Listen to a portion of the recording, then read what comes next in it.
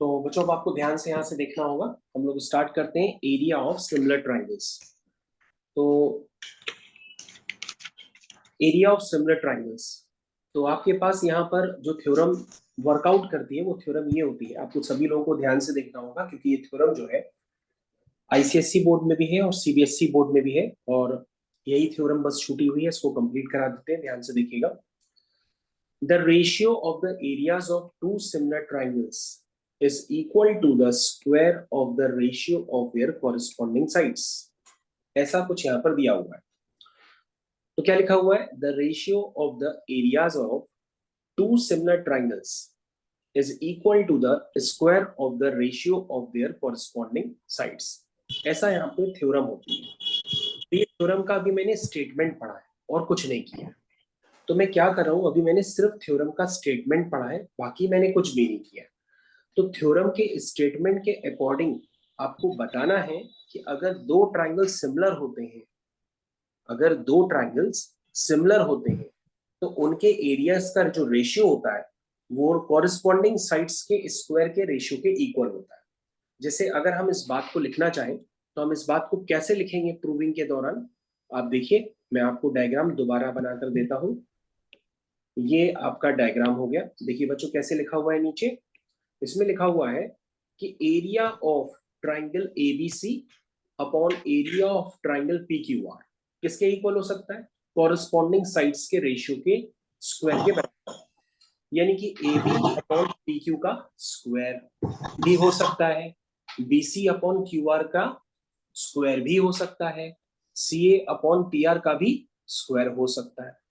यानी अगर आप ये वाली थ्योरम का स्टेटमेंट समझ गए हैं तो ये वाली थ्योरम का स्टेटमेंट समझने का सीधा सीधा लॉजिक है कि आपको इस पार्ट को प्रूफ करना है। तो इस पार्ट को प्रूफ करना काफी आसान है। ये प्रूविंग जो है सीबीएसई में बहुत आसान तरीके से दी गई है, तो आप इस आसान वाले मेथड को यूज करके तुरंत इसकी प्रूविंग खत्म भी कर सकते हैं। सबसे पहले बच्चों आप ध्यान से देखिए, इन्होंने प्रूफ करने के लिए क्या लिखा हुआ है। इन्होंने प्रूफ करने के लिए आपके पास दिया हुआ है कि आपके पास एक ट्राइंगल एबीसी है, उसका एरिया इन्होंने लिखा half into base into height, यानी half into B C into A M, तो सभी लोग जानते हैं। फिर दूसरे ट्राइंगल का एरिया लिखा, दूसरे ट्राइंगल का एरिया पी क्यू आर, वो हो गया half into base into height, तो हो गया Q R into P N. अब आपके पास ये इक्वेशन 1 हो गई, ये इक्वेशन 2 हो गई। हमें एरिया की नीड थी, सो मैंने एरिया लिख दिया। अब हमारी रिक्वायरमेंट ये कहती है कि हम पहली इक्वेशन और दूसरी इक्वेशन को आपस में डिवाइड करें, क्योंकि हमें एरिया का क्या चाहिए? रेशियो चाहिए। तो जैसे ही हम बच्चों पहली इक्वेशन और दूसरी इक्वेशन को डिवाइड करेंगे तो ये हाफ से हाफ क्या होगा? कैंसिल हो जाएगा। तो रेशियो क्या बन जाएगा? BC into M whole divide by Q R into P N. तो तुम कहोगे सर जो रेशियो आया वो डिजायर्ड रेशियो नहीं है। सर ये डिजायर्ड रेशियो कैसे बन सकता है? जब आप एम अपॉन पीएन को यहां पर किससे रिप्लेस कर दें? BC upon Q R C. जैसे ही अगर आप एम अपॉन पीएन को रिप्लेस कर देंगे बीसी अपॉन क्यू आर से, तो यहां पर क्या बन जाएगा? बीसी अपॉन क्यू आर का स्क्वायर बन जाएगा और हमारी थ्योरम प्रूफ हो जाएगी। तो बच्चों हमको क्या करना पड़ेगा? हमको किसी भी तरह से यहाँ पे एम अपॉन पीएन को रिप्लेस करना पड़ेगा बीसी अपॉन क्यू आर से। तो सबसे पहले बच्चों आपको ये पार्ट समझ में आना चाहिए कि मैंने अभी आपसे क्या बोला। हमने कुछ नहीं करा, हमने सिर्फ थ्योरम का स्टेटमेंट आपको मैथमेटिकली समझाया, और थ्योरम का स्टेटमेंट समझने के बाद हम इतनी बात समझ गए कि हमें एरिया ऑफ ट्राइंगल की नीड है। सो मैंने डायग्राम से दोनों ट्राइंगल्स का एरिया लिख करके उनका रेशियो निकाला। अब हमने रेशियो पे टारगेट किया कि रेशियो हमारा स्क्वायर्स में तभी कन्वर्ट हो सकता है जब एम अपॉन पी एन किस में कन्वर्ट हो जाए? बीसी अपॉन क्यू आर में। तो जैसे ये रेशियो कन्वर्ट हो जाएगा तो आपका क्वेश्चन कंप्लीट हो जाएगा। रिधान बेटा अपने आप को म्यूट कर देते हैं, रुको हम तुमको म्यूट कर देते हैं, वेट करो। म्यूट कर दिया मैंने तुमको, ठीक है। चलिए, तो सबसे पहले बच्चों अब अपने टारगेट को पूरा करने के लिए अब अपने डायग्राम्स को देखना टारगेट करिए। सबसे पहले बच्चों अगर हमको किसी भी तरह से एम अपॉन पी एन को बीसी अपॉन क्यू आर के बराबर लाना है तो कुछ नहीं करना होता है, हम सीधा सीधा एवीएम और पीक्यूएन इन दो ट्राइंगल्स को ध्यान से देखते हैं। देखो वो दो ट्राइंगल्स ऊपर आपके बने हुए हैं, अगर आपको नहीं नजर आ रहे हैं वो ट्राइंगल्स तो हम नीचे भी अलग से बना देते हैं। ये देखिए वो दो ट्राइंगल्स हमने नीचे अलग से बना दिए। अब ध्यान से देखिए बच्चों, इन ट्राइंगल्स को देख करके आपको समझ में आना चाहिए कि हमारे ABM और PQN ये दोनों ही सिमिलर हो चुके हैं। क्यों सिमिलर हैं? क्योंकि बच्चों बड़े वाले दोनों ट्राइंगल सिमिलर पहले ही से थे। बड़े वाले दोनों ट्राइंगल पहले से सिमिलर थे। और बच्चों अगर बड़े वाले ट्राइंगल पहले से सिमिलर थे तो उसमें एंगल बी एंगल क्यू पहले से इक्वल था, और दोनों में एक एक एंगल क्या हो चुका है, 90 हो चुका है। तो डबल ए सिमिलैरिटी से ये दोनों ट्राइंगल क्या हो जाएंगे, सिमिलर हो जाएंगे। तो बच्चों आपको ये क्लियर होना चाहिए कि एक ये वाला ट्राइंगल और ये वाला ट्राइंगल आपस में सिमिलर क्यों हो गए, क्योंकि बच्चों सबसे बड़े वाले ट्राइंगल यानी कि ABC और PQR पहले से ही सिमिलर थे। और अगर ट्राइंगल सिमिलर होते हैं तो उसमें एंगल बी एंगल क्यू के तो बराबर होएगा ही होगा, ठीक है ना, क्योंकि सिमिलरिटी कितने तरह की होती है, तो डबल ए होती है या तो SAS होती है। तो यहाँ पे डबल ए सिमिलरिटी होगी तभी तो बड़े वाले दोनों ट्राइंगल सिमिलर होंगे पहले से। चलिए, तो यहाँ पे बच्चों एंगल बी एंगल क्यू के बराबर हो गया, दोनों में एक एक एंगल 90 डिग्री हो गया। तो हमारे पास दो छोटे वाले ट्राइंगल यानी कि ABM और PQN ये आपस में क्या हो गए, सिमिलर हो गए। तो बच्चों अगर सिमिलर हो गए तो मैंने सिमिलर इनको लिख दिया, और सिमिलर लिखने के साथ बच्चों मैंने क्या बताया था, अगर ट्राइंगल सिमिलर हो जाते हैं तो उनकी साइड्स का रेशियो इक्वल होता है। That means AM upon PN मैं क्या लिख सकता हूं, देखियो ध्यान से बच्चों, AM upon PN is equal to AB upon PQ is equal to BM upon QN। ये हम लिख सकते हैं ना, तो ये सारी चीजें हम लिख सकते हैं अगर ट्राइंगल हम सिमिलर कर चुके हैं। तो बच्चों इस पार्ट को मैंने लिखा एज पर नीड कि AM अपॉन PN किसके इक्वल हो गया, AB अपॉन PQ। अब बच्चों हम जानते हैं पहले से कि जो बड़े वाले ट्राइंगल है वो भी आपस में सिमिलर है। अगर बच्चों बड़े वाले ट्राइंगल भी आपस में सिमिलर है तो उनकी साइड्स का रेशियो भी इक्वल होगा, यानी AB upon PQ is equal to BC upon QR is equal to CA upon RP। अब बच्चों अगर हमको कुछ नहीं करना है, अब हम सीधा सीधा क्या काम करने वाले हैं, जो हमारी इक्वेशन फंस रही थी इक्वेशन नंबर 1 हम उसको टारगेट करेंगे। तो इक्वेशन नंबर 1 में आपके पास क्या था, अब ध्यान से देखिए, इक्वेशन नंबर 1 में आपके पास क्या था, ध्यान से देखिए, उसमें था triangle ABC upon triangle PQR किसके इक्वल आया था, BC into AM upon QR into PM। ये लिखा हुआ है बच्चों, इसी रिलेशन को आपको सिंप्लीफाई करना था। क्या आप सिंप्लीफाई कर पाएंगे, अब आप इसको सीधा सीधा यहां पर हो गया। ध्यान से देखिए बच्चों, इन्होंने AM अपॉन PN को रिप्लेस कर दिया है, BC अपॉन QR को रिप्लेस कर दिया है। तो अगर आप ध्यान से देखेंगे तो आपके रिलेशन यहाँ पे डेवलप हो चुके हैं, और रिलेशन डेवलप होते ही ये थ्योरम प्रूफ हो गई है। और अगर आपको ये थ्योरम अभी ना समझ में आई हो तो आप इसको दोबारा फिर से समझने की कोशिश करिए कि यहाँ पर सीधा सीधा आपको इनमें स्क्वायर्स का रिलेशन डेवलप करना था। तो स्क्वायर्स का रिलेशन आपने डेवलप कर दिया।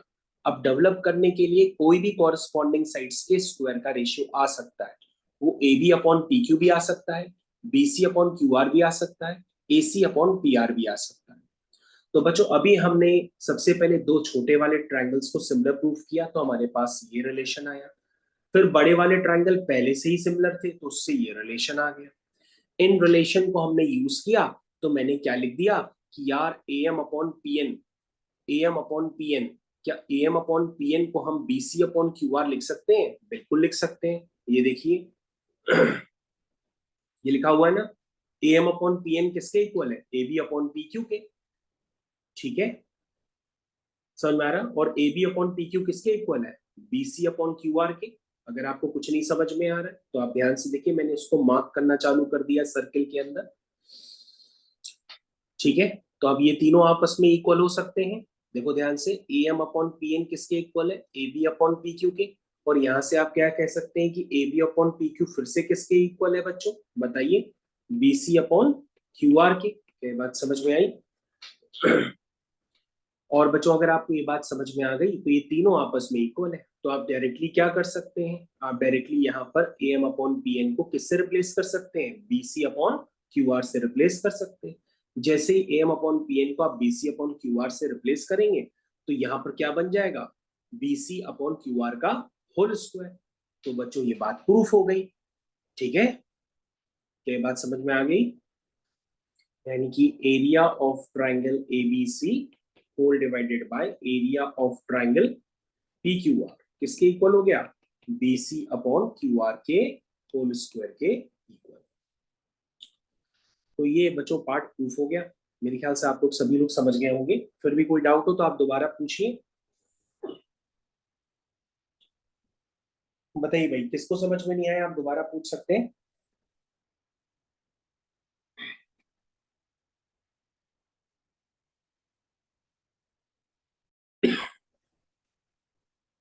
तो बच्चों हम लोग इस थ्योरम को एक बार दोबारा फिर से प्रूफ कर लेते हैं, देख लेते हैं जो कमियां हैं उसको पूरी कर लेते हैं। देखिए थ्योरम में क्या लिखा हुआ है, थ्योरम में लिखा है कि the ratio of areas of two similar triangles. तो बच्चों आपके पास क्या गिवन है, सबसे पहले आपके पास गिवन है two similar triangles ABC and PQR। ये बच्चों आपके पास दो सिमिलर ट्राइंगल्स आपके पास गिवन है, ठीक है। इसका मतलब अगर ये दो सिमिलर ट्राइंगल्स हैं तो बच्चों आप क्या कह सकते हो कि एंगल A बराबर एंगल P होगा, एंगल B बराबर एंगल Q होगा और angle C is equal to angle R होगा। और अगर ये सिमिलर ट्राइंगल्स हैं तो आप ये भी कह सकते हो कि जो AB अपॉन PQ होगा वो किसके इक्वल होगा, BC अपॉन QR के, और ये किसके इक्वल होगा, AC अपॉन PR के। ये बच्चों मैंने लिख दिया। तो बच्चों ये हमारे पास गिवन। अब गिवन के बाद हमको टू प्रूफ क्या करना है, हमको टू प्रूफ में ले जाना है कि हमारे पास जो दोनों ट्राइंगल्स का एरिया होगा यानी कि ABC और PQR वो किसके इक्वल होगा, उनकी कॉरस्पॉन्डिंग साइड्स। जैसे ABC की मैंने अगर साइड BC ली तो PQR की मैं QR ले सकता हूँ, या ABC की मैंने AB ले ली तो PQR की मैं PQ ले सकता हूँ, या ABC की मैंने AC ली तो PQR की मैं PR ले सकता हूँ। तो कॉरस्पॉन्डिंग साइड्स के स्क्वायर के रेशियो के बराबर प्रूफ करना होगा। तो बच्चों ये हमने इस तरह से लिख दिया। अब बच्चों हम लोग उसका प्रूफ स्टार्ट करेंगे। तो बच्चों जब हम प्रूफ स्टार्ट करेंगे तो प्रूफ स्टार्ट करते करते आपको लगेगा कि डायग्राम आपको बार बार छुप जाएगा, तो हम डायग्राम को बार बार अलग से बनाते रहेंगे ताकि आपको डायग्राम से देखने में कोई प्रॉब्लम ना आए। ये बच्चों मैंने डायग्राम का रोल दोबारा बना दिया यहाँ पे, अब आप इसको ध्यान से देखते रहिएगा। तो हमें दोनों ट्राइंगल का एरिया चाहिए, तो हम वैसे तो लिखेंगे area of triangle ABC whole divided by area of triangle PQR। ये मैंने बच्चों लिखा। वैसे मैं क्या लिखता हूँ, area of triangle half into base into height. ये बच्चों मैंने लिखा। फिर से मैं लिखता हूँ area of triangle half into base into height. ये बच्चों मैंने लिख दिया। अब बच्चों अगर आपको ऑब्जर्वेशन तुम्हारा अच्छा है तो ये हाफ से हाफ कैंसिल हो जाएगा, ये आपको ऑटोमेटिक दिखाई दे रहा होगा। ये बचेगा आपका BC upon QR into AB। ये AB नहीं होगा, ये हाइट है। आप लोग इसका मतलब क्लास में ध्यान से नहीं देख रहे हो। चलो ये AM है, AM और ये PM, AM और ये हो गया PM। ये बच्चों आप इसको इस तरह से लिख सकते हैं, ठीक है। तो ये हो गया BC upon QR into AM upon PN, इतना बचेगा। हमारा टारगेट क्या है कि वो BC अपॉन QR का स्क्वायर बन जाए। तो स्क्वायर तभी बन सकता है जब AM अपॉन PN को आप BC अपॉन QR बना देंगे। जैसे ही बनाएंगे तो ये थ्योरम ऑटोमेटिक आपकी प्रूफ हो जाएगी, ठीक है।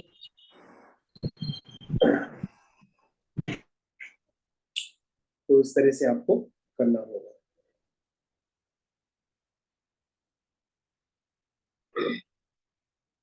चलिए अब स्टार्ट करिए अपने आप करना, आगे कैसे करेंगे इसको प्रूफ। सबसे पहले हम लिखेंगे एरिया ऑफ ट्राइंगल ए। सबसे पहले लिखेंगे हम in triangle ABM and triangle PQN। ये बच्चों हमने लिख दिया। ये दोनों ट्राइंगल्स में क्या क्या है, angle B is equal to angle Q लिख देंगे सबसे पहले। क्यों लिखेंगे, क्योंकि बड़े वाले ट्राइंगल्स आपस में क्या थे, सिमिलर थे, इसलिए हम इसको यूज कर सकते हैं। ठीक है, उसके बाद दोनों में एक एक एंगल 90 डिग्री है, यानी कि जो ए एम बी होगा वो किसके इक्वल है, पी एन क्यू के। दोनों में आप लिख सकते हैं कि ईच एंगल इज 90 डिग्री। ठीक है, उसके बाद आप लिखेंगे कि area of triangle A B M, area में लिख रहा हूँ, एरिया नहीं है बच्चों, ट्राइंगल है सिर्फ। तो ये हो जाएगा triangle A B M is similar to triangle P Q N. ये बच्चों दोनों ट्राइंगल सिमिलर है। कौन सी सिमिलरिटी लगाइए, डबल ए सिमिलरिटी से। अब ट्राइंगल अगर सिमिलर हो गए तो बच्चों आप क्या कह सकते हैं कि जो A M upon P N होगा वो किसके इक्वल होगा, A B upon P Q कह सकते हैं। और बच्चों हम ये भी जानते हैं कि बड़े वाले ट्राइंगल भी आपस में सिमिलर है, तो हम साथ में एक पॉइंट इसमें और भी ऐड कर सकते हैं कि अगर triangle A B C similar है ट्राइंगल पी क्यू आर के, तो हम ये भी तो लिख सकते हैं कि जो A B upon P Q है वो किसके इक्वल होगा, B C upon Q R के, लिख सकते हैं। अब ध्यान से देखो, ये रिलेशन 1 हो गया, रिलेशन 2 हो गया। अब अगर आप इनको ध्यान से देखेंगे तो ये A B upon P Q यहाँ पे भी है और A B upon P Q यहाँ पे भी है। तो A B upon P Q की वैल्यू को अगर हम यहाँ पे रिप्लेस कर देंगे B C upon Q R से, तो आपके पास क्या रिलेशन बनेगा, तो आप लिखेंगे बाय रिलेशन 1 एंड 2 आप लिख सकते हैं कि जो A M upon P N है वो हो गया A B upon P Q के इक्वल, और ये इक्वल हो गया B C upon Q R के। यहाँ तक आपको समझ में आना चाहिए। यानी बच्चों जो आपकी रिक्वायरमेंट थी, आप किसी भी तरह से A M upon P N को B C upon Q R के बराबर दिखाना चाहते थे, सो आप बराबर दिखा चुके हो। जैसे आप इसको बराबर दिखा दोगे तो आप वहां पे डायरेक्टली पुट कर दोगे जहां पे आपकी रिक्वायरमेंट थी, यानी कि सबसे टॉप में। ठीक है, तो आप लिखोगे यहाँ पर कि area of triangle A B C divided by area of triangle P Q R is equal to B C upon Q R into A M upon P N. तो कैसे करेंगे बच्चों, जल्दी से बताओ। ये A M upon P N को हम किससे रिप्लेस कर देंगे, B C upon Q R से। तो ये क्या बन जाएगा, B C upon Q R का स्क्वायर। तो बच्चों सिमिलर प्रोसेस से आप दूसरी साइड्स को भी यहाँ पे अपीयर करा सकते हैं, लेकिन अगर आप इतना भी करके कंप्लीट कर देते हैं तो आपकी थ्योरम यहाँ पे कंप्लीट हो जाती है। आप यहाँ पे लिख सकते हैं फाइनली हेंस प्रूव्ड। तो बच्चों इस तरह से ये थ्योरम है जो आपकी बुक्स में हर जगह नीट एंड क्लीन तरीके से दी हुई है, जिसको मैंने आपको दोबारा फिर से समझा दिया। तो अब बच्चों यहाँ पे काफी ढेर सारे क्वेश्चंस भी दिए हैं करने के लिए।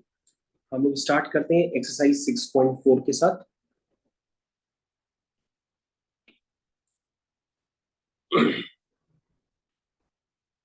तो एक्सरसाइज 6.4 को अभी हम लोग कंप्लीट करेंगे। इसका फर्स्ट क्वेश्चन, तो सारे बच्चों को फर्स्ट क्वेश्चन अपनी मेहनत के साथ अटेम्प्ट करना है और मेरे को आंसर बताना है, आंसर क्या आएगा। फर्स्ट क्वेश्चन स्टार्ट करिए सब बच्चे। तो यहाँ पे बच्चों हम अभी आपके फर्स्ट क्वेश्चन का आंसर एक बार चेक कर लेते हैं।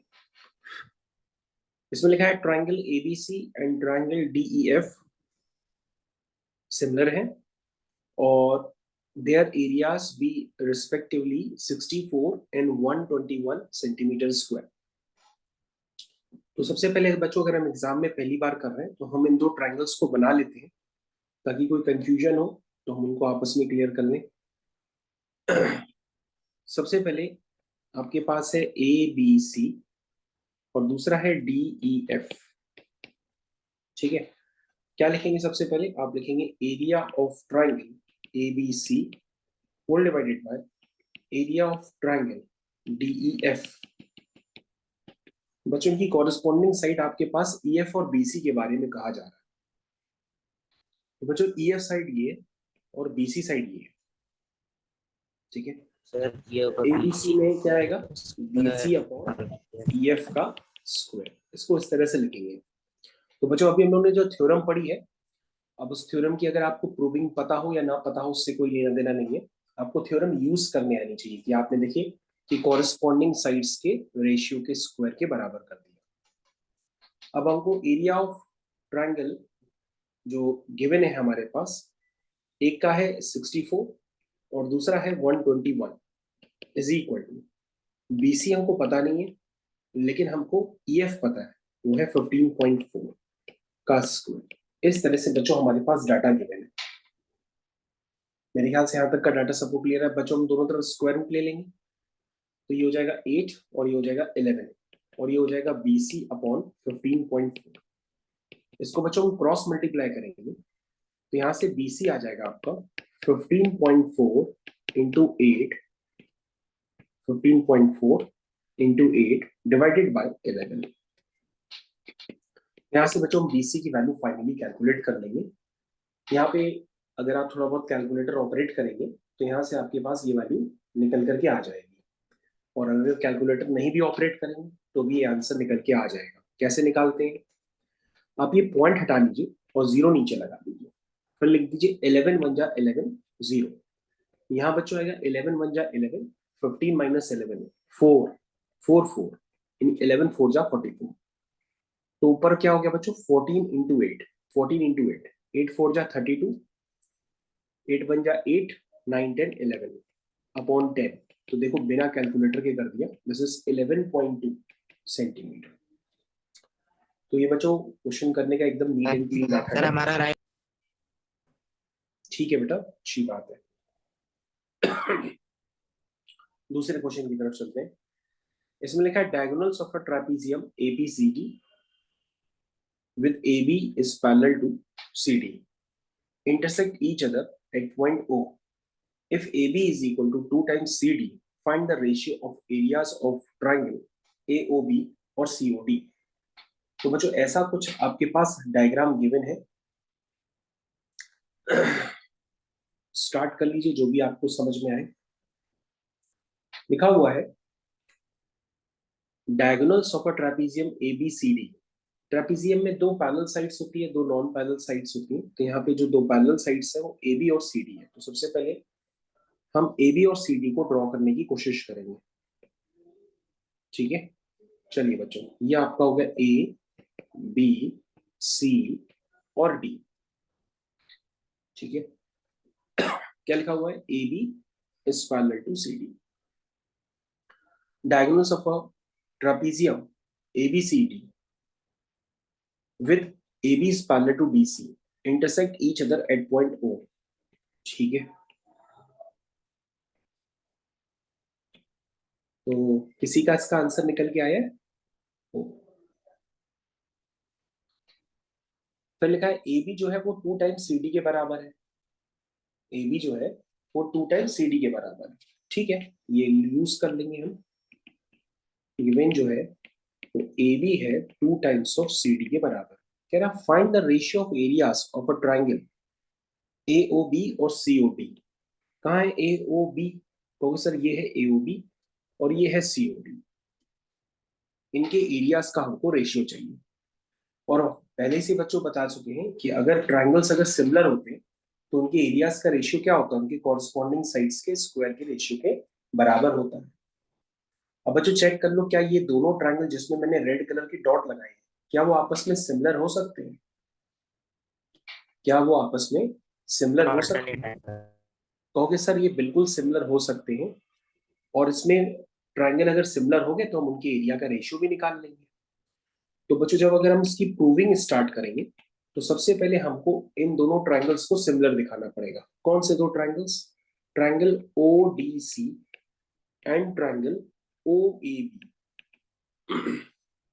इनको हमें सिमिलर दिखाना पड़ेगा। कैसे दिखाएंगे, आप जानते हैं कि दो पैरेलल लाइंस होती हैं, तो दो पैरेलल लाइंस में इन एंगल्स और इन एंगल्स को हम इक्वल कर सकते हैं, कहेंगे ऑल्टरनेट इंटीरियर एंगल, ठीक है। तो हम इसमें कह सकते हैं कि DCA is equal to CAB, कहेंगे alternate interior angle because of CD is parallel to AB।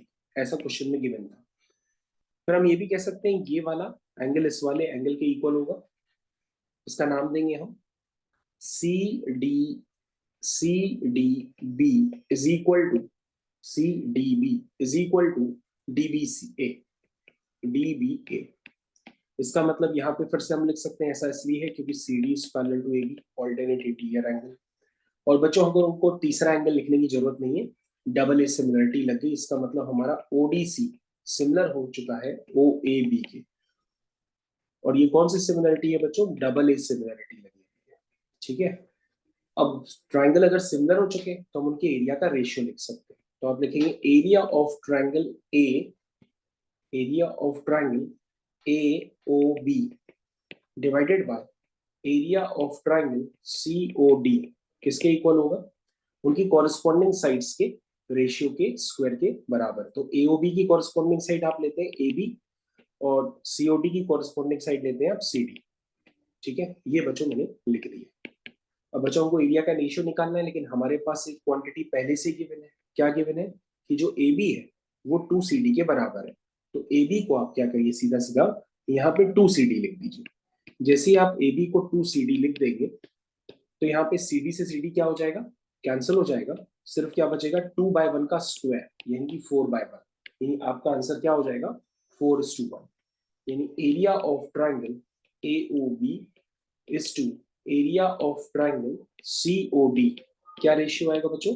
4:1। मेरे ख्याल से सभी बच्चों को ये क्वेश्चन क्लियर हो गया। चलिए, तो ये सिमिलरिटी को समझने के लिए सबसे अच्छी एक्सरसाइज होती है। तो हम लोग बच्चों नेक्स्ट वाले क्वेश्चन की तरफ मूव करेंगे। अब नेक्स्ट वाले क्वेश्चन की तरफ आपको जाना है। तो 2 क्वेश्चन हम एक साथ कवर करेंगे, थर्ड और फोर्थ।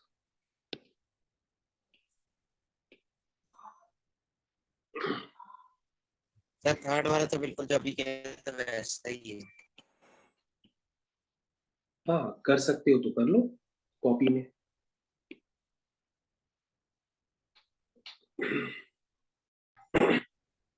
यहाँ पे हमारे पास बच्चों थर्ड क्वेश्चन दिया गया है, और ऐसा सेम क्वेश्चन आपको कई जगह देखने को भी मिलेगा। हालांकि इतने टफ क्वेश्चन आएंगे नहीं, स्कूल्स में हमें जो लग रहा है मुश्किल है, आने चाहिए। थोड़ा सा टफ लग रहा है मेरे को भी, लेकिन स्कूल में कम आते हैं। स्कूल में ज्यादातर मान लो पहला दूसरा तीसरा टाइप, उससे ज्यादा ऊपर क्वेश्चंस नहीं आएंगे। लेकिन सर हम बोर्ड में भी। लोग करा देते हैं, ठीक है, क्योंकि सिलेबस ऑलरेडी रिड्यूस भी है ना। चलिए, सबसे पहले यहाँ पे लिखा हुआ है in figure 6.44 A B C, diagram आपके सामने बना हुआ है। कह रहा है उसमें A B C and D B C, ध्यान से देखते रहिएगा। ए बी सी, ये मैंने मार्क कर दिया सीधा सीधा, ध्यान से देखो, ये ए बी सी, ठीक है। In figure 6.44 A B C and D B C, D B C, ये बच्चों मैंने मार्क कर दिया। On the same base B C, कह रहा है कि दो ट्राइंगल है ए बी सी और दूसरा है D B C on the same base B C. क्या बीसी दोनों का सेम बेस है? कहोगे हाँ सर बिल्कुल है। तो बीसी जो सेम बेस है उसको बड़ा कर दो थोड़ा सा, ये बेस, ये देखो, मेरे ख्याल से इस बेस पे दो ट्रायंगल बने, एक ऊपर एक नीचे। If AD intersect BC at O, AD क्या करता है? बीसी को ओ पे इंटरसेक्ट करता है, ठीक है। एडी जो है बीसी को ओ पे इंटरसेक्ट करता है। कह रहा है शो करो ABC upon DBC, where is ABC? ABC आपको दिख रहा है, डीबीसी भी आपको दिख रहा है। कह रहा है इनके जो एरिया का रेशियो होगा वो एओ अपॉन डीओ के बराबर होगा। ये हमको प्रूफ करना है ऐसा। अब इसको प्रूफ करने के लिए आप क्या स्ट्रेटेजी लगाएंगे ये आपको सोचना पड़ेगा। सबसे पहले हम क्या करते हैं यहाँ पर, इसमें कंस्ट्रक्शन कर लेते हैं ताकि क्वेश्चन थोड़ा सा जल्दी हो जाए। हम यहाँ से एक परपेंडिकुलर ड्रॉप कर देते हैं जिसका नाम है एपी, ठीक है। और यहां से भी हम एक परपेंडिकुलर ड्रॉप कर देते हैं, यहां से भी हम एक परपेंडिकुलर ड्रॉप कर देते हैं जिसका नाम है डीएम। ठीक है, मैंने लिख दिया। ठीक है, अगर आप ये कंस्ट्रक्शन कर दोगे तो शायद आप जल्दी कर ले जाओ। ये बच्चों हमने थोड़ा सा कंस्ट्रक्शन का पार्ट ले लिया इसमें। अब हम क्या करेंगे, हम दोनों ट्रायंगल्स के एरिया का रेशियो लिखते हैं सबसे पहले। तो दोनों ट्रायंगल्स की जब हम एरिया का रेशियो लिखेंगे, that means area of triangle ABC divided by area of triangle DBC। ये हमने एरिया का रेशियो लिख दिया। क्या होता है, half into base into height. ये मैंने लिख दिया। बेस कितना है BC, हाइट कितना है AP।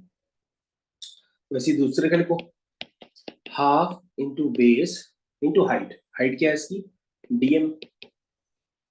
अब बच्चों सिमेट्री से आप देखोगे तो ये वाली टर्म्स आपस में कैंसिल होते हैं, सिर्फ बचेगा क्या, AP अपॉन DM, ये बचेगा सिर्फ। अब बच्चों किसी भी तरीके से आप AP अपॉन DM को AO अपॉन DO के बराबर कर लो। अगर आप ये कर ले गए तो समझ लो जो आपको प्रूफ करना था वो प्रूफ हो गया। तो कहोगे सर वो तो हम कर ही लेंगे। हम सीधा सीधा क्या करेंगे सर, एक ये वाला ट्रायंगल जिसका नाम है APO और एक दूसरा वाला ट्रायंगल कौन सा है DMO। इन दोनों ट्रायंगल्स को हम किसी भी तरीके से अगर हम क्या प्रूफ कर ले गए कि ये सिमिलर है, तो सीधा सीधा हम क्या कह सकते हैं कि जो AP अपॉन DM होगा वो किसके इक्वल हो जाएगा, AM अपॉन DO के, AO अपॉन DO के इक्वल हो जाएगा ना। तो कैसे करेंगे प्रूफ, एंगल एंगल से मिलाया। हम सबसे पहले लिखेंगे ट्रायंगल APO,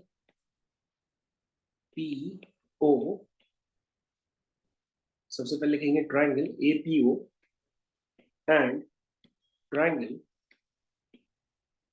DMO। ये हमने बच्चों इस तरह से लिख दिया। बच्चों स्क्रीन पे ध्यान देंगे तो पूरा समझ में आएगा क्योंकि बहुत मैं धीरे धीरे पढ़ा रहा हूँ। अब ध्यान से देखो, दोनों में हमें पहले से ही एक पार्ट दिख गया है कि दोनों में एक एक एंगल 90 डिग्री है। तो हम लिख सकते हैं कि जो APO होगा वो DMO के बराबर होगा। रीजन लिख सकते हैं ईच 90 डिग्री, ये लिख दिया। उसके बाद बच्चों हमको एक एंगल और दिख जाएगा, उसको हम लोग कहेंगे वर्टिकली अपोजिट एंगल्स। यानी कि हम ये कह सकते हैं कि जो AOP होगा वो किसके इक्वल होगा, AOP इक्वल होगा DOM के। इसको लिख सकते हैं वर्टिकली अपोजिट एंगल्स, इस तरह से लिख सकते हैं। अब हम यहाँ पे कह सकते हैं कि हमारा जो APO है वो कॉन्ग्रेंट हो जाएगा ट्रायंगल DMO के। ठीक है, यहाँ तक समझ में आ गया। और बच्चों अगर आपको ये समझ में आ गया तो आप डायरेक्टली कह सकते हो कि जो ट्रायंगल की तीनों साइड्स है वो आपस में प्रोपोर्शनल होगी। That means AP upon DM को तुम लिख सकते हो क्यू किसके इक्वल होगा, PO अपॉन MO के। और क्या किसके इक्वल कर सकते हो, AO अपॉन DO के। तो बच्चों देखो आपका टारगेट पूरा हो गया, आपने सीधा सीधा वो रिलेशन डेवलप कर दिया जिस रिलेशन की आपको जरूरत थी। यानी कि बाय रिलेशन टू आप क्या लिख सकते हो, बाय रिलेशन टू आप क्या लिख सकते हो, आप लिख सकते हो area of triangle ABC whole divided by area of triangle DBC किसके इक्वल हो जाएगा, AP अपॉन DM। और AP अपॉन DM क्या हो गया, AO अपॉन DO। और इतना लिखते ही बच्चों आप हेंस प्रूव्ड लिख करके क्वेश्चन यहाँ पे क्या कर सकते हो, ओवर कर सकते हो। क्वेश्चन कंप्लीट हो गया। इसको कंप्लीट करने के बाद बच्चों आपके पास एक नेक्स्ट क्वेश्चन उसके नीचे लगा है, क्वेश्चन नंबर 4, उसको भी ट्राई करिएगा। तो बच्चों मैं आपके सामने क्वेश्चन नंबर 4 को करने की कोशिश करूंगा। इसमें लिखा है if the areas of two similar triangles are equal prove that they are congruent. ऐसा कुछ आपके पास दिया गया है। लिखा है if the areas of two similar triangles are equal. कह रहा है अगर ट्रायंगल सिमिलर है और उनका एरिया भी आपस में इक्वल हो गया है तो प्रूफ करो वो आपस में क्या है, कॉन्ग्रुएंट। तो बच्चों इसको करने के लिए आप ऐसा कर लीजिए, एक पहले डायग्राम बना ही लीजिए वरना कंफ्यूजन हो जाएगा आपको। चलिए ये बच्चों हमने ऐसे डायग्राम्स बना लिए और हमने दो ट्रायंगल्स को एज्यूम कर लिया। एक ट्रायंगल है एबीसी, दूसरा है पीक्यूआर। ये बच्चों मैंने लिख दिया। तो हमारे पास क्या होता है, वैसे तो हम ये जानते हैं कि area of triangle ABC divided by area of triangle PQR ये किसके इक्वल होता है, ये होता है कॉरेस्पॉन्डिंग साइड्स के रेशियो के स्क्वायर के बराबर। ये तो होता ही है, तो आप पहले से जानते हो। तो आप इसको लिख सकते हो A B upon P Q square या B C upon Q R square या A C upon P R square. इस तरह से आप इसको लिख सकते हो। लेकिन बच्चों आपको पहले ही से पता है कि दोनों ट्रायंगल्स का एरिया क्या है। 5-10 मिनट पहले एक और लिंक दे दी इनने, अभी इन्हें लिंक दे दी 5-10 मिनट पहले। ठीक है, लिंक दिए 5-10 मिनट पहले, लिंक दिए ना 5-10 मिनट।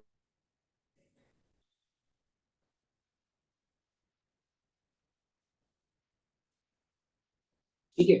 तो अब ध्यान से देखिए, यहाँ पर हमारे पास यहाँ पे जो एरियाज जो है इस तरह से मैंने एक्सप्रेस कर दिया। लेकिन हमारे पास क्वेश्चन में क्या गिवन है, क्वेश्चन में गिवन है कि एरिया ऑफ ट्रायंगल एबीसी और जो एरिया ऑफ दूसरा ट्रायंगल है पीक्यूआर ये आपस में क्या है, इक्वल है। जो बच्चों ये दोनों आपस में इक्वल है तो अगर हम उस एरिया को वहां पर प्लेस कर देंगे तो इक्वल होने की वजह से यहाँ पर क्या आ जाएगा, 1 आ जाएगा। तो बच्चों हम इसकी जगह 1 लिख देंगे क्योंकि दोनों के एरियाज आपस में इक्वल है। तो 1 इज इक्वल टू क्या आ जाएगा, 1 इज इक्वल टू आ जाएगा A B upon P Q का square is equal to B C upon Q R का square is equal to A C upon P R का स्क्वायर। इसको हम इस तरह से लिख सकते हैं। ठीक है,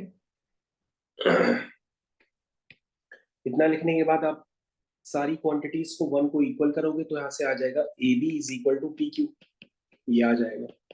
फिर क्या आ जाएगा, B C is equal to Q R आ जाएगा। फिर क्या आ जाएगा, A C is equal to P R आ जाएगा। ठीक है। और बच्चों अगर तीनों साइड्स आपस में इक्वल होती हैं तो हम क्या कहते हैं, ट्रिपल एस कॉन्ग्रुएंसी के हिसाब से ट्रायंगल्स हमारे क्या हो जाते हैं, कॉन्ग्रुएंट हो जाते हैं। तो आप डायरेक्टली लिख सकते हो कि जो आपको प्रूफ करना था वो प्रूफ हो गया। यानी कि ट्रिपल एस कॉन्ग्रुएंसी के हिसाब से आपके दोनों ट्रायंगल्स क्या हो गए, कॉन्ग्रुएंट प्रूफ हो गए। कौन सी कॉन्ग्रुएंसी के हिसाब से, ट्रिपल एस के हिसाब से। तो बच्चों यहाँ पे क्वेश्चन नंबर 4 आपका कंप्लीट हो गया। मेरे ख्याल से अब आप समझ गए होंगे क्वेश्चन नंबर 4 को करने का तरीका। देखिए आपके पास यहाँ पर अब जो क्वेश्चन है वो क्वेश्चन नंबर 5 है। उसमें लिखा हुआ है D E F are respectively are the mid points of side A B B C C A of triangle ABC. Find the ratio of areas of DEC and ABC. तो सबसे पहले इस question को पढ़ करके आप डायग्राम बनाइए। सबसे पहले आपने ये डायग्राम को क्रिएट किया। ठीक है, ये हो गया ए बी सी। ठीक है, D E F mid point, तो यहाँ पे डी हो गया, यहाँ पर ई हो गया और यहाँ पर एफ हो गया। इन मिड पॉइंट्स को हम आपस में ज्वाइन कर लेते हैं। सर हाँ बताओ बेटा। सर ये बुक कौन सी है, एनसीईआरटी है? एनसीईआरटी है। Okay sir. ठीक है, तो आपके पास ये हो गया ए बी सी ट्रायंगल है और डी ई एफ उसके मिड पॉइंट्स है और उनको ज्वाइन करने पास एक आपका ट्रायंगल क्रिएट हो गया डी ई एफ। ठीक है, अब आपको करना क्या है, आपको निकालना है ratio of area of triangle. ये रिक्वायरमेंट है आपकी, आपको वैल्यू फाइंड करना है to find area of triangle DEF whole divided by area of triangle ABC। ये रेशियो बच्चों आपको निकालना है। तो ये 1:1 तो हो ही नहीं सकता, क्योंकि एक छोटा ट्राइंगल है एक बड़ा ट्राइंगल है, तो 1:1 तो 100% आंसर नहीं हो सकता। ठीक है, ये बात तो सभी को क्लियर होगी कि 1:1 नहीं हो सकता। अब बच्चों हम लोग यहाँ पर क्या करते हैं, यहाँ पर मिड पॉइंट थ्योरम वैल्यूज नहीं। है ना, जो मैंने आपको मिड पॉइंट थ्योरम पढ़ाई थी, यानी कि MPT पढ़ाई थी। तो मिड पॉइंट थ्योरम का काफी देर तक हमने आपको 2 बार कराई थी, तो हम मिड पॉइंट थ्योरम को एक बार समझ लेते हैं क्या होता है। तो मिड पॉइंट थ्योरम आपको पढ़ाई जाती है कि ट्राइंगल में अगर एक साइड दूसरे साइड की पैरेलल होती है, हाफ होती है, ये सारी मिड पॉइंट थ्योरम थी। तो मिड पॉइंट थ्योरम को अगर आप यहाँ पे यूज करेंगे तो क्वेश्चन आपका जल्दी हो जाएगा। तो मिड पॉइंट थ्योरम को यूज करने की कोशिश करिए यहाँ पे, तो यूज करिए मिड पॉइंट थ्योरम को। तो DF हाफ PC के ऊपर हो जाएगा। तो आप क्या कहेंगे कि जो DE है वो AC के पैरेलल है, और जो DE है वो हाफ ऑफ AC के बराबर हो जाएगा। समझ में आ रही है सारी बातें, क्योंकि यहाँ पे सारे मिड पॉइंट्स गिवन है। तो ट्राइंगल की अगर आपके पास मिड पॉइंट्स गिवन होते हैं तो हम वहां पे मिड पॉइंट थ्योरम को जल्दी जल्दी यूज करके आपके क्वेश्चन को फिनिश कर सकते हैं। ठीक है, तो आप यहाँ पर क्या क्या लिख सकते हो, यहाँ पे आप लिख सकते हो कि DE is parallel to AC and DE is equal to half of AC। ये आप क्यों लिख सकते हैं, क्योंकि ट्राइंगल में D और E क्या है, मिड पॉइंट्स हैं, किसके, AB और BC के। और अगर हम मिड पॉइंट्स को आपस में ज्वाइन करते हैं तो जो लाइन क्रिएट होती है वो लाइन थर्ड साइड के पैरेलल होती है, एज वेल एज उसकी आधी होती है। ये मिड पॉइंट थ्योरम होती है। चलिए, अब आपको क्या करना है, ये आपने लिख तो लिया। इतना लिखने के बाद हमारी जो रिक्वायरमेंट है उस रिक्वायरमेंट तक आपको पहुंचना है। अब एक काम कर लीजिए, आप एक ट्राइंगल ले लीजिए BED and triangle BCA, BED और BCA, ये हमने 2 ट्राइंगल्स ले लिए। और अगर हम ये 2 ट्राइंगल्स लेते हैं तो हम साफ साफ यहाँ पे बता सकते हैं कि इसमें जो एंगल BED होगा वो BCA के बराबर होगा। ठीक है, क्या बात क्लियर है? जो एंगल BED होगा वो एंगल BCA के बराबर होगा। क्यों? क्योंकि इन एंगल्स को हम लोग क्या कहते हैं, कॉरस्पॉन्डिंग। क्या कहते हैं, कॉरस्पॉन्डिंग एंगल। तो आप अगर नहीं समझ पा रहे तो आप इसको अलग से लिख लीजिए, ये कॉरस्पॉन्डिंग एंगल। फिर से देखिए, हम दोबारा लिख के बताते हैं। BDE किसके इक्वल हो गया, BAC के। ये फिर से कौन से हो गए, कॉरस्पॉन्डिंग। ठीक है, तो आप डायरेक्टली कह सकते हैं कि डबल ए सिमिलरिटी से ये दोनों ट्रायंगल्स कैसे हो गए, कॉन्ग्रुएंट प्रूफ हो गए। तो आप कह सकते हैं जो BED है वो सिमिलर हो गया BCA।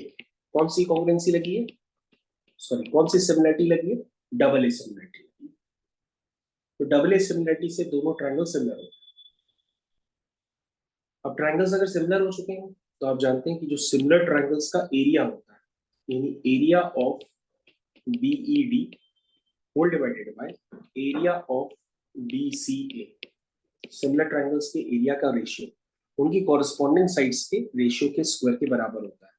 तो कॉरस्पॉन्डिंग साइड एक की हम ले लेते हैं DE और दूसरी की हम ले लेते हैं AC। ये मैंने इस तरह से लिख दिया, तो ये हो गया DE अपॉन AC का होल स्क्वायर। ठीक है, ये मैंने लिख दिया। और अभी हम पहले से जानते हैं कि जो DE है वो किसके बराबर है, DE जो है वो हाफ ऑफ AC के बराबर है according to mid point theorem.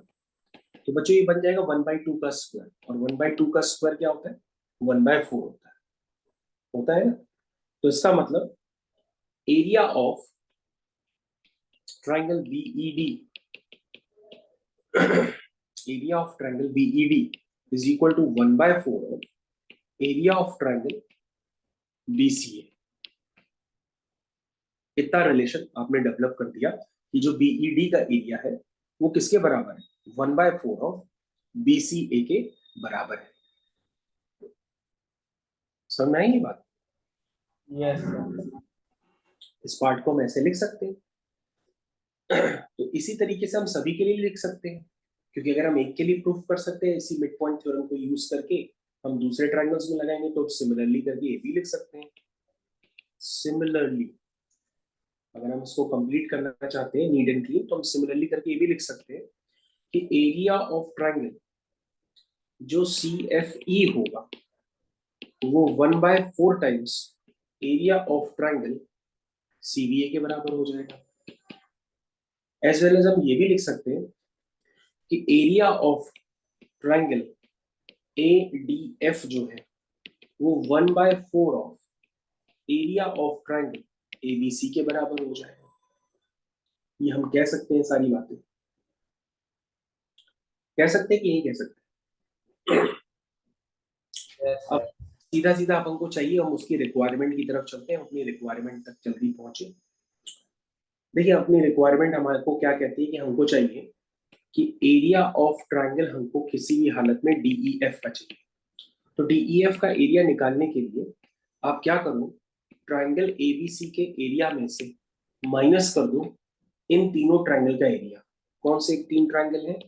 एक है BED, एक है CFE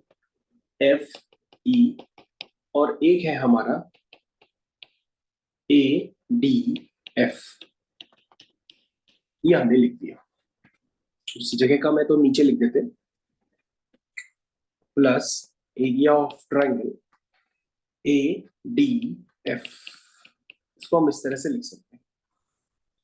तो यहाँ पर लास्ट स्टेटमेंट आएगा कि जो ट्रायंगल DEF का एरिया होगा वो हो जाएगा area of triangle ABC minus कितना हो जाएगा बच्चों? ये हो जाएगा सब 1/4 था, तो उसको लिख सकते हैं 3/4 ऑफ ट्रायंगल ABC।